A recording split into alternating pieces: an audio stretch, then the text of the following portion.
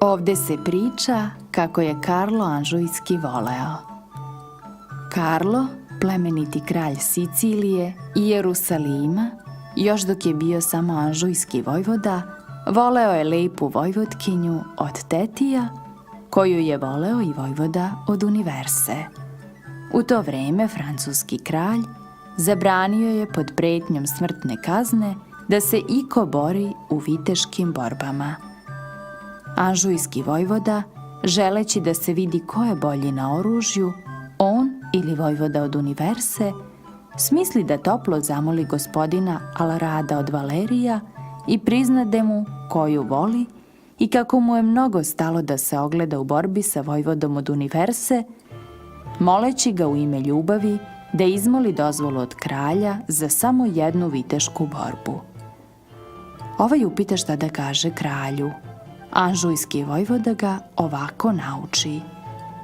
Kralj je bogomoljac i zbog toga što vi mnogo vredite, nada se da će vas nagovoriti da se zakaluđerite, da bi stalno imao vaše društvo.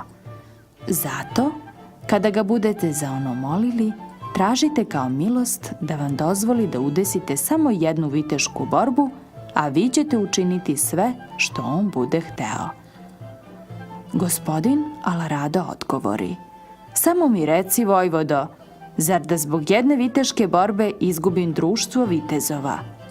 Vojvoda odgovori: obećavam vam pošteno da ću vas toga osloboditi. I tako uradi kao što ću vam ja ispričati. Gospodin Alarado ode francuskom kralju i reče: gospodaru, kad sam poneo oružje na dan vašeg krunisanja, bili su tada pod oružjem najbolji vitezovi sveta.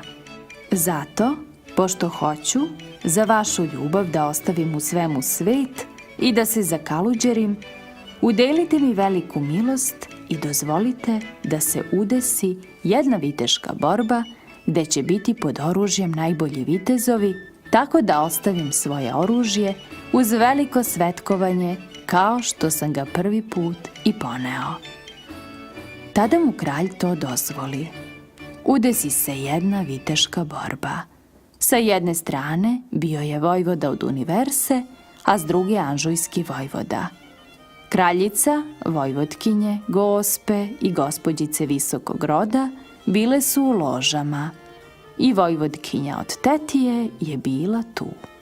Posle mnogih borbi, Anžujski vojvoda i vojvoda od Universe iziđoše na bojište i poleteše jedan na drugog svom snagom silovitih hatova s teškim kopljima u rukama.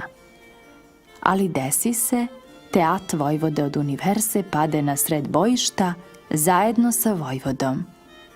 Žene siđoše iz loža i poneše ga na rukama vrlo pažljivo. I vojvotkinja od Tetije je bila sa njima. Anžujski vojvoda je jadikovao, govoreći: jadan li sam ti ja, zašto ne pade moj konj kao konj vojvode od Universe, pa bi vojvotkinja bila uz mene, kao što je sada uz njega. Pošto su se viteške borbe završile, Anžujski vojvoda ode kraljici i zatraži kao milost da se ona za ljubav plemenitih vitezova Francuske naljuti na kralja i zatim, kad se budu mirili, da traži jednu milost. Ona bi se sastojala u tome što bi trebalo da kralj ne dozvoli da mladi vitezovi Francuske izgube tako plemenitog druga kao što je to gospodin Alarado od Valerija. Kraljica tako uradi. Naljuti se na kralja i kad su se mirili zatraži mu ono što je htela da traži. Kralj joj obeća da će joj ispuniti želju.